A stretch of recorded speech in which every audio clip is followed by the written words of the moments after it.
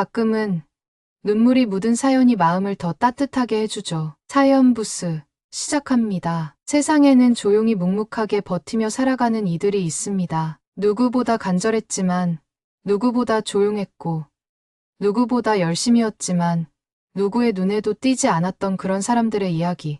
오늘은 그중 한 청년의 작지만 결코 작지 않았던 여정을 들려드릴까 합니다. 경기도의 오래된 주택가 한복판.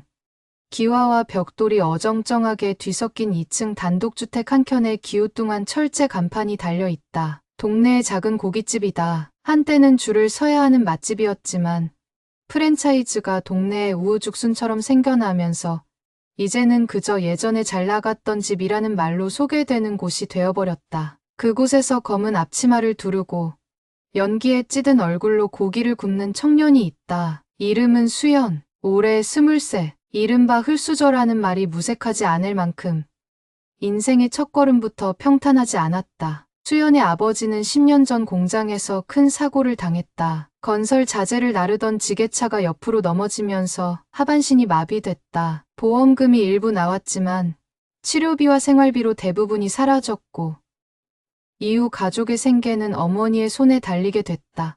어머니는 늘 새벽 5시에 일어나 김밥을 싸고 낮에는 마트에서 일하며 밤에는 고깃집에서 직접 고기를 굽고 서빙을 했다. 무릎이 성할 날이 없었지만 단 하루도 병원을 가지 않았다. 엄마가 아프면 우리 다 굶는다. 그 말이 어릴 적 수연의 뇌리에 박혔다. 처음엔 무서운 말처럼 느껴졌지만 시간이 지나면서 그건 현실이었고 삶의 규칙처럼 따라야 하는 철칙이 됐다.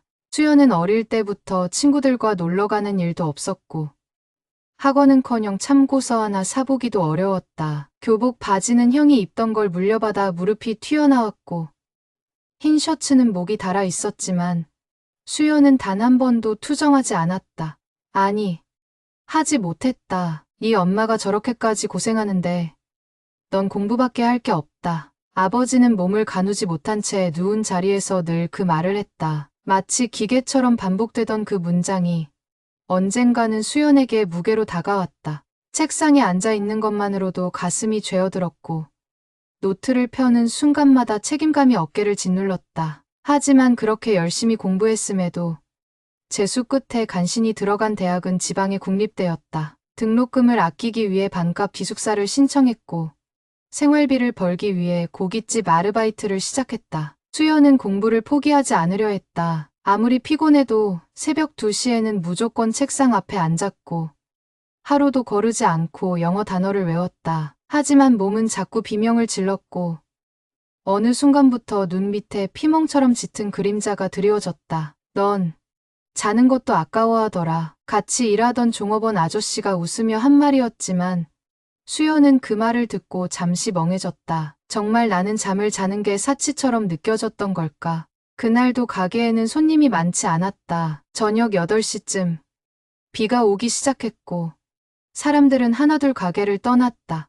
어머니는 퇴근하지 않고 계속 고기를 굽고 있었다. 엄마, 손님도 없는데 이제 그만 들어가. 너라도 돈 좀 벌자. 이달 등록금 모자라잖아. 그 말에 수연은 아무 말도 하지 못했다. 등록금 납부일까지 채 일주일도 남지 않았고 장학금 신청은 서류가 미비에 탈락했다는 통보를 받았던 참이었다. 대출은 이미 한도까지 차 있었고 주변에 손 벌릴 사람도 없었다. 그때 한 손님이 가게로 들어왔다. 말끔한 정장 차림에 손목에는 반짝이는 시계. 1인 손님이었지만 묘하게 위압적인 기운이 있었다. 그는 조용히 앉더니 고기 3판을 시켰고 혼자서 조용히 굽기 시작했다. 그러다 고기 한 점을 입에 넣고는 얼굴을 찌푸렸다. 이거 고기 상태가 왜 이래요?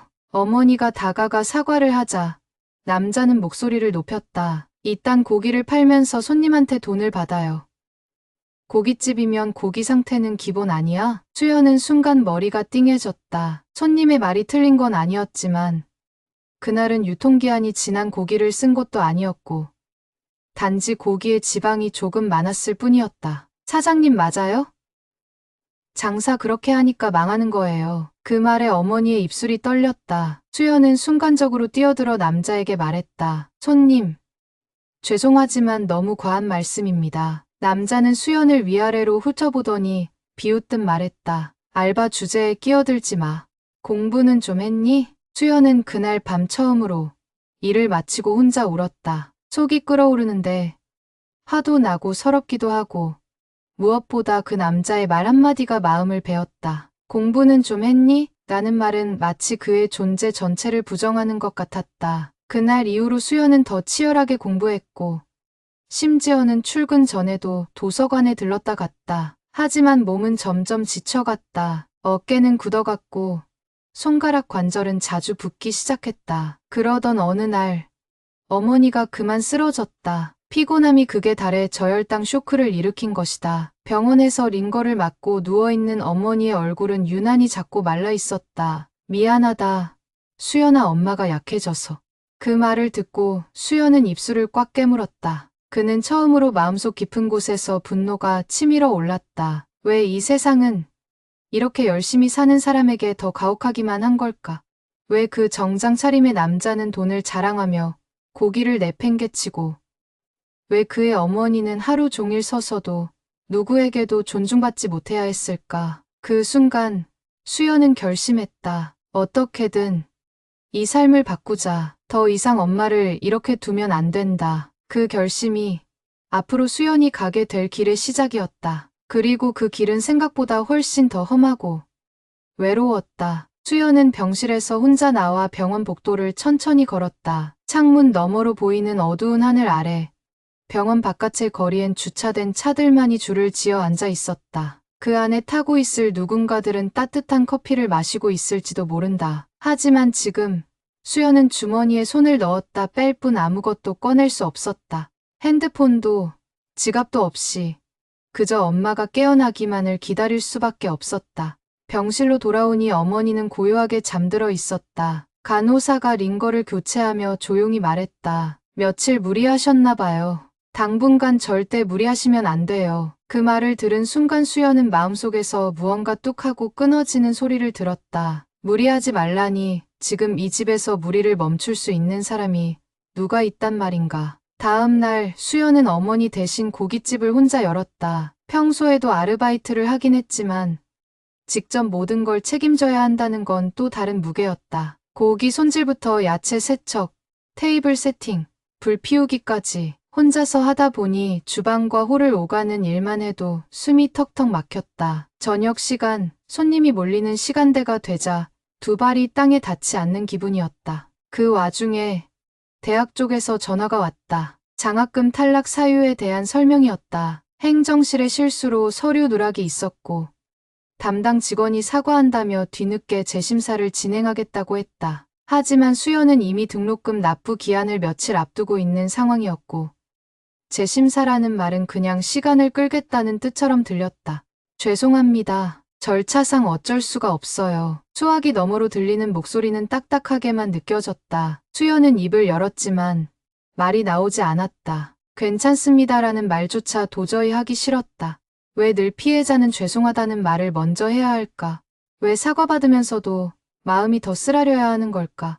밤이 되자 어머니가 병원에서 퇴원했다. 의사는 절대 무리하지 말라고 했지만 어머니는 집에 돌아온 그날 저녁 다시 고깃집 앞에 섰다. 수연은 기가 막혔다. 엄마, 제발 그만 좀 해. 내가 안 나가면 이번 달 월세 못 내. 월세보다 더 중요한 게 엄마 목숨이야. 어머니는 잠시 말이 없더니 이내 수연을 바라보며 웃었다. 그래서 너는 대체 뭘 포기할 수 있는데? 수연은 아무 말도 할 수 없었다. 그렇다. 그는 아무것도 포기하지 못하고 있었다. 공부도, 생계도, 가족도. 그리고 그 결과는 이 지독한 악순환 속의 피로와 침묵뿐이었다. 그렇게 며칠이 지나자 고깃집에 알바 자리를 구한다는 전단을 붙여야 했다. 수연 혼자 감당할 수 있는 일이 아니었다. 그 무렵 학교에서는 중간고사 일정이 발표됐다. 과대표가 단체 메신저에 시간표와 함께 이번 시험은 진짜 벼락치기 힘들 듯이라며 대화를 이어갔고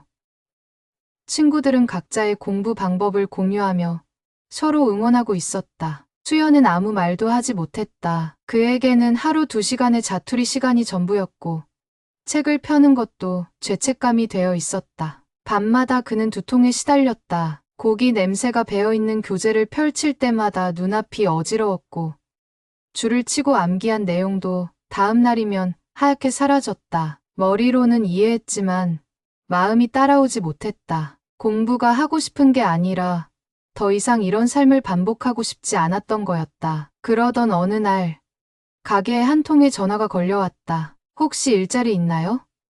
주말마다 일할 수 있는데. 목소리는 차분하고 단정했다. 그리고 그날 저녁 한 여학생이 가게로 찾아왔다. 이름은 지연. 같은 대학, 같은 학과였다. 평소엔 서로 말을 섞지 않았던 사이였지만 그날부터 지연은 매주 주말마다 가게에 나왔다. 그녀는 일을 빠르게 배웠고 손님들에게도 친절했다. 나 여기서 일하는 거 아무한테도 말 안 할게. 지연이 가게 뒤편에서 수연에게 말했다. 너 공부도 힘들 텐데 이것까지 감당하는 거 대단하다. 수연은 그 말을 들으면서도 마음이 편치 않았다. 누군가에게 고생을 들킨 느낌. 그리고 그것이 동정처럼 들릴까봐 오히려 마음이 불편했다. 며칠 뒤 시험 첫날 수연은 아침부터 고깃집에서 일하고 있었다. 손님이 갑자기 많아졌고 지연도 시험 때문에 나오지 못한 날이었다. 결국 그는 시험 시간 10분을 남겨두고 교실에 도착했다. 급하게 도착해 겨우 자리에 앉았지만 손엔 기름 냄새가 그대로 배어 있었다. 시험지를 받는 순간 눈앞이 뿌옇게 흐려졌다. 문제의 절반도 읽지 못한 채 시험 시간이 끝났다. 교수는 덤덤히 시험지를 거두어 갔고 수연은 한숨도 쉴 수 없었다. 그렇게 또 하나의 기회가 손가락 사이로 미끄러져 내려갔다. 밤에 그는 가게 뒤편 벽에 기대어 앉았다. 비닐봉지에 담긴 재활용 쓰레기가 옆에 놓여 있었다. 그 냄새마저 이제 익숙해진 느낌이었다. 그때 어머니가 조용히 다가와 그의 옆에 앉았다. 너 오늘 시험 봤다며 못 봤어? 수연은 입을 다문 채 고개를 끄덕였다. 어머니는 한참 말이 없다가 자신이 끌고 온 작은 비닐봉지를 내밀었다.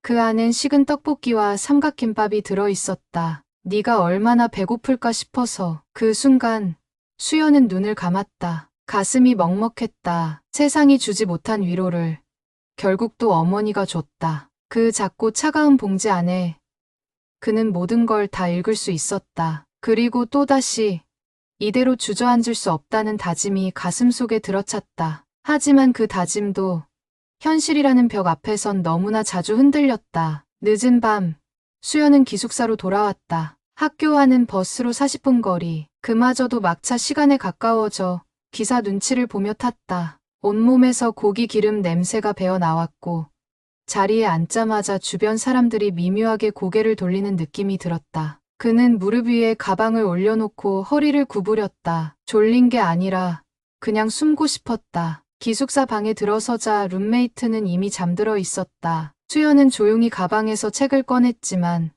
머릿속은 멍했고 눈동자조차 흐릿했다. 형광펜으로 줄을 그은 문장은 모음과 자음이 뒤엉켜 무슨 말인지 알아볼 수 없었다. 결국 그는 이마를 책에 댄 채 그대로 잠이 들었다. 아침에 눈을 떴을 땐 책에 찍힌 이마 자국이 붉게 올라와 있었다. 거울을 보며 웃음이 나왔지만 웃을 수는 없었다. 현실은 농담이 아니었고 하루를 시작하는 이 시간부터 이미 그는 지쳐 있었다. 그날은 발표 수업이 있는 날이었다. 조별 과제를 함께 한 친구들은 며칠 전부터 만나 자료를 정리하고 발표 준비를 마쳤다고 했다. 하지만 수연은 정해진 회의에 한 번도 참석하지 못했다. 고깃집 사정 때문이었다. 그룹 채팅방에는 그에 대한 불만이 간접적으로 쌓여 있었고 그날 아침 한 친구는 대놓고 말했다. 그냥 빠지지 그러냐?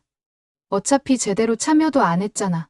수연은 말이 없었다. 아무 말도 할 수 없었다. 가슴 안쪽이 콱 막히는 기분이었다. 억울했지만 변명하면 더 초라해질 것 같았다. 사람들은 고생을 이해하지 않았다. 아니, 이해하려 하지 않았다. 모두가 자기 사정에 바쁘니까. 발표 도중 그는 조용히 서 있었다. 자신의 차례가 되었지만 입이 떨어지지 않았다. 손에는 땀이 흥건했고 목소리는 떨렸다. 결국 교수는 한참을 기다리다 수연의 이름을 부르고 다음 조로 넘어가 버렸다. 수업이 끝난 뒤 수연은 교수님을 찾아가 사정 얘기를 꺼냈다. 하지만 돌아온 대답은 이랬다. 개인 사정이 있어도 수업은 수업입니다. 모두 똑같이 힘들어요. 그 말은 정답이었지만 그만큼 잔인했다. 돌아가는 길, 수연은 자전거를 타고 학교 안 언덕길을 오르다가 중심을 잃고 넘어졌다. 가방 속 노트북이 바닥에 쾅 하고 부서지는 소리가 났고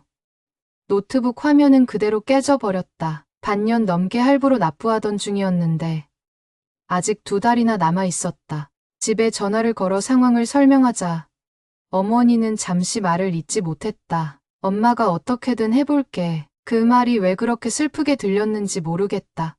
어떻게든 그 말 안에 담긴 억눌린 한숨과 지푸라기라도 잡는 심정이 귀에 박혔다. 며칠 뒤 수연은 고깃집 뒷문을 통해 들어서며 놀란 눈으로 어머니를 바라보았다. 어머니는 손목에 압박 붕대를 감은 채 야채를 씻고 있었다. 다쳤다는 얘기도 없이 또 가게에 나와 있었다. 엄마 이게 뭐야? 그냥 살짝 접질렀어. 일하다가 넘어진 거지 뭐. 아프면 좀 쉬어. 엄마 진짜 왜 이래? 쉬면. 너 등록금은 누가 내? 그 말에 수연은 입술을 꼭 깨물었다. 말도 안 되는 현실. 말도 안 되는 질문. 누구도 답을 낼 수 없는 상황 속에서 그저 모두가 참고 있는 거였다. 어머니는 수연의 등을 토닥였다. 너는 아무 말 말고 공부만 해. 엄마가 나중에 다 해줄게. 하지만 수연은 알고 있었다. 그 나중이란 건 오지 않는다는 걸. 그 다라는 말에는 너무 많은 희생이 들어간다는 걸. 그날 밤 수연은 도서관 지하 열람실에 앉아 펑펑 울었다. 누가 볼까 두려워 얼굴을 팔 안에 묻고 책상 위로 흐르는 눈물을 모른 채 하며 울었다. 지연은 우연히 그 모습을 목격했다. 아무 말 없이 작은 커피 한 잔을 수연 책상 앞에 놓고 조용히 걸어갔다. 수연은 그 따뜻한 종이컵을 바라보며 잠시 숨을 골랐다. 누군가에게 들키는 것조차 두려웠던 그 감정이 그날 처음으로 조금은 위로받는 기분이 들었다. 하지만 그 따뜻함도 오래가지 않았다. 고깃집에 세무서 공무원이 다녀간 것이다. 미납된 부가세와 신고, 누락 문제로 벌금 고지서가 날아왔다. 금액은 결코 작은 돈이 아니었고 수연과 어머니 둘 다 얼굴이 하얘졌다. 이건 잘못된 거 아니에요?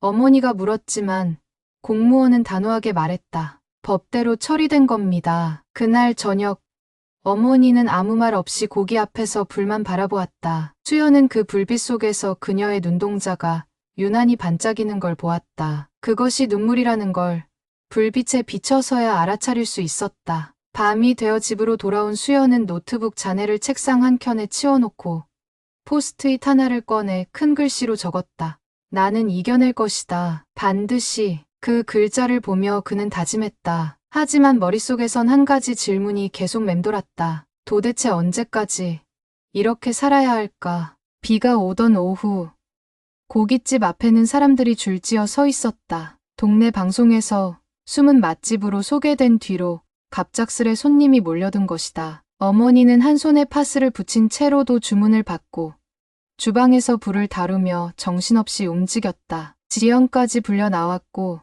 수연 역시 거의 뛰다시피 하며 고기판을 나르고 테이블을 닦았다. 고기 하나 더 추가요. 쌈 채소 좀 더 주세요. 물 좀요. 쉼없이 울려대는 외침에 정신이 아찔했다. 땀과 연기가 뒤섞인 공기 속에서 수연은 잠시 멈춰 가게 안을 둘러보았다. 사람들의 표정은 각양각색이었다. 어떤 이는 음식에 감탄했고 어떤 이는 사진을 찍으며 SNS에 올리고 있었다. 그 광경을 바라보던 수연의 마음속에 설명할 수 없는 감정이 피어올랐다. 분명히 몸은 힘들고 정신은 고단한데 이상하게도 조금은 기뻤다. 이 공간을 어머니가 15년을 지켜온 이 가게를 사람들이 다시 찾기 시작한 것이다. 하지만 그 감정은 오래가지 않았다. 손님 중 한 명이 고기를 태우자 화를 내며 소리를 질렀다. 아니, 불이 너무 세잖아요. 고기가 다 탔잖아. 이게 장사예요? 순간 가게 안의 공기가 멈췄다. 어머니가 사과를 하러 다가갔고 수연도 그 옆에 섰다. 그 남자는 고개를 돌려 수연을 바라보며 말끝을 날렸다. 이래서 젊은 것들은 안 되는 거야. 공부도 못하면서 일도 못해. 그 말 한마디가 수연의 속을 도려냈다. 머리가 띵해졌고 눈앞이 흐려졌다. 지금까지 참아온 수많은 모욕과 피로, 죄책감과 분노가 한순간에 터질 듯 밀려왔다. 하지만 그 순간 어머니가 조용히 말했다. 손님, 죄송합니다. 저희가 주의하겠습니다. 그 한마디가 수연의 팔을 붙잡았다. 어머니의 눈빛은 단호했고 침착했다. 어쩌면 그 말은 손님에게 한 것이 아니라 수연에게도 했던 말이었을 것이다. 이 순간을 참아야 한다. 어머니는 그렇게 살아왔던 거다. 늘, 언제나. 그날 밤, 수연은 가게 뒷문을 닫고 나와 어둠 속을 걸었다. 바람이 불었고 습기 찬 공기가 옷 속으로 스며들었다. 평소 같았으면 눈물을 삼켰을 그였지만 오늘은 달랐다. 감정이 북받쳤지만 눈물은 나오지 않았다. 대신 마음속에서 무언가 일렁이기 시작했다. 나는 이대로 끝날 사람이 아니다. 그는 그렇게 중얼거렸다. 그 말이 처음으로 스스로를 위한 위로처럼 느껴졌다. 누구에게 보이기 위한 각오가 아닌 자신을 위해 내뱉는 다짐. 그 순간 문득 머릿속에 오래전 아버지의 목소리가 떠올랐다. 세상은 내 편 안 들어준다. 그러니까 내가 너 편 들어줘야 해. 그 말을 떠올리며 수연은 도서관으로 향했다. 이미 자정이 넘은 시각이었지만 스문의 시간 열람실은 불이 켜져 있었다. 그 공간은 언제나 그에게 피난처 같은 곳이었다. 자리도 없이 바닥에 앉아 그는 노트북 대신 수첩을 펴고 강의 내용을 손으로 옮겨 적기 시작했다. 한 글자, 한 문장, 한 챕터. 그의 눈동자는 다시 살아나고 있었다. 지친 손목, 얼룩진 노트, 흐릿한 전등 불빛 아래에서도 마음만은 이상하리만치 단단했다. 그리고 그는 마침내 그것을 깨달았다. 공부는 단지 도구였다. 누군가에게 인정받기 위한 수단이 아니라 이 삶을 바꾸기 위한 출구. 어머니가 온몸을 던져 지켜온 삶의 터전에서 자신이 만들어야 할 미래의 길. 며칠 뒤 지연은 수연에게 무언가를 내밀었다. 작고 낡은 외장하드였다. 우리 과 족보랑 강의 정리 다 모아둔 거야. 솔직히 너 요즘 많이 힘들어 보였거든. 수연은 그 물건을 조용히 받아들며 짧게 고개를 숙였다. 고맙다. 그 말 한마디가 전부였다. 고맙다고 말할 수 있는 여유가 생겼다는 것.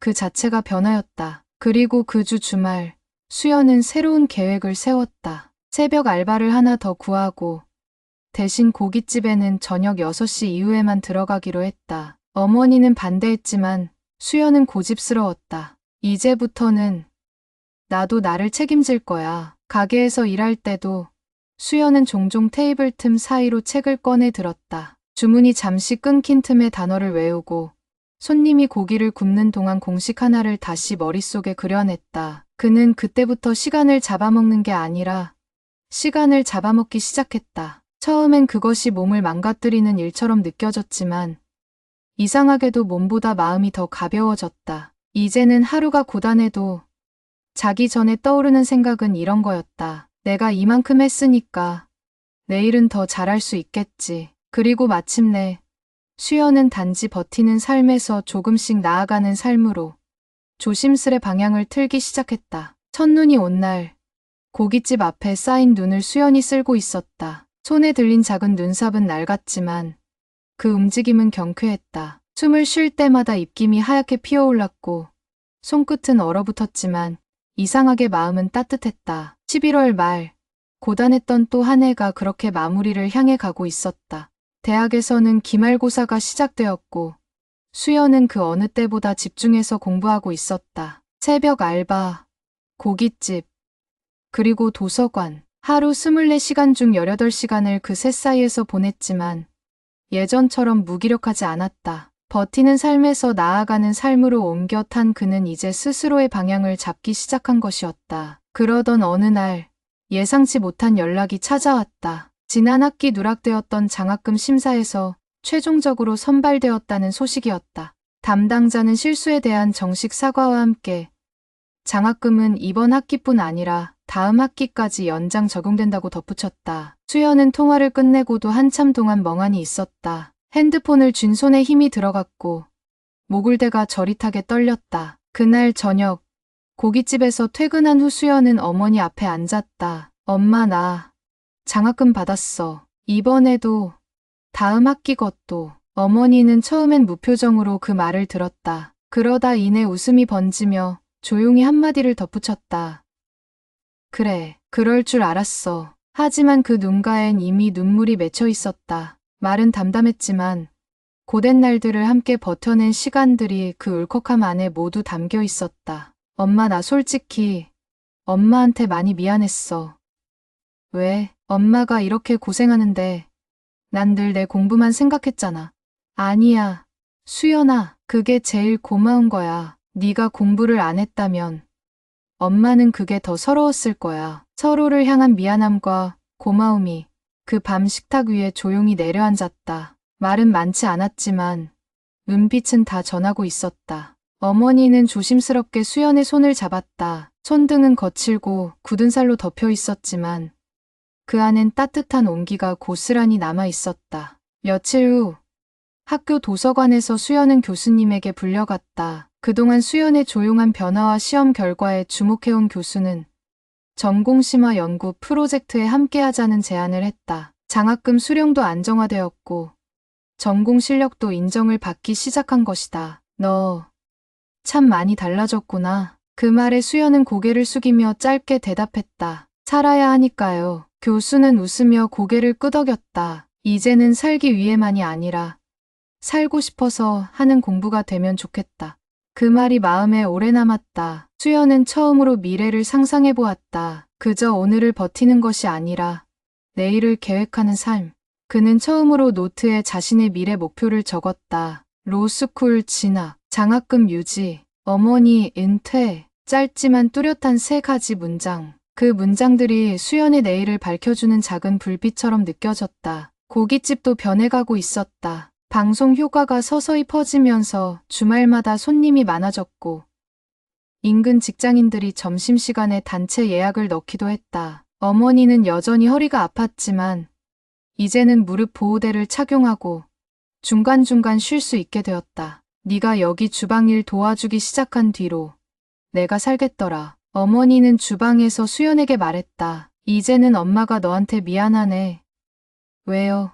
너한테 엄마 인생을 다 들이붓게 해서. 수연은 잠시 말을 잇지 못했다. 아니에요. 저한테 엄마는 인생을 지켜준 사람이에요. 말을 마친 그 순간 어머니는 뒷모습으로 울고 있었다. 그 눈물을 수연은 보지 않은 척 묵묵히 고기를 뒤집었다. 불판 위에서 고기 굽히는 소리만이 고요하게 울렸다. 그리고 마침내 겨울방학이 되었다. 수연은 로스쿨 입학을 위한 첫 스터디 모임에 등록했고 학업 계획표를 다시 짜기 시작했다. 지연은 방학 동안 인턴십을 하게 되었다며 가게를 그만두었다. 마지막 날 수연과 둘은 짧은 인사를 나눴다. 나중에 꼭 잘 될 거야. 너는 진짜 그런 사람 같아. 지연이 조용히 말하자 수연은 멋쩍게 웃으며 말했다. 너도 마찬가지야. 그리고 얼마 뒤 어머니는 드디어 진료 예약을 했다. 몇 년간 미뤘던 무릎 정밀 검사를 받기 위해서였다. 병원으로 가는 길 어머니는 조심스레 말했다. 이제는 엄마도 좀 쉬어도 되나 싶다. 그럼요. 이제 진짜 쉬셔야죠. 수연은 그렇게 대답하며 어머니의 손을 꼭 잡았다. 그날 저녁 고깃집 앞에 눈이 다 녹아 있었다. 수연은 한참 동안 그 자리에 서 있었다. 세상은 여전히 바쁘게 돌아가고 있었고 사람들은 그 속에서 여전히 자기 몫의 짐을 지고 살아가고 있었지만 그날만큼은 눈앞에 고깃집과 그 안에서 쉬고 있는 어머니 그리고 책상 위 계획표 속에 자신의 이름이 다정하게 느껴졌다. 그는 천천히 중얼거렸다. 이제 나도 나를 조금 사랑해봐야겠다. 겨울방학이 중반을 넘길 즈음 수연은 학교에서 열린 장학회 모임에 참석하게 되었다. 성적 우수 장학생들과 주요 기업 후원자들이 함께하는 행사였다. 낯선 정장 차림, 서툰 구두, 긴장한 미소. 수연은 초대된 자리라는 것이 어색했다. 하지만 더 이상 도망치지 않기로 한 후였다. 자신이 마땅히 서 있어야 할 자리를 비켜줄 이유는 없었다.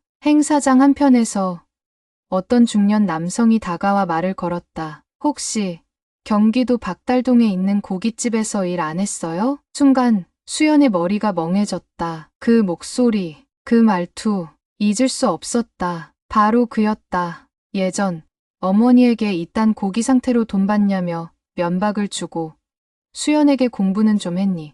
라고 비아냥대던 정장 차림의 손님. 그 남자가 지금 수연 앞에 서 있었다. 그리고 이번에는 그가 고개를 숙이고 있었다. 그땐 내가 좀 예민했어요. 기억 못할 줄 알았는데 미안했어요. 사람들은 주위에서 웃고 떠들었지만 수연의 귓가엔 그 말만이 또렷하게 들렸다. 그는 잠시 침묵했다가 차분하게 말했다. 괜찮습니다. 덕분에 더 열심히 하게 됐으니까요. 그 말을 남기고 수연은 자리를 옮겼다. 상대가 누구건 과거에 어떤 모욕을 줬건 간에 이제 그 말에 휘둘릴 필요가 없었다. 수연은 더 이상 누구에게도 자신의 가치를 입증할 필요가 없는 사람이 되어 있었다. 행사가 끝난 뒤 수연은 한 명의 후원자에게서 따로 연락을 받았다. 한 중견 기업의 사장이라는 그는 수연의 장학금 에세이를 인상 깊게 읽었다며 본사 법무팀에서 단기 인턴을 제안했다.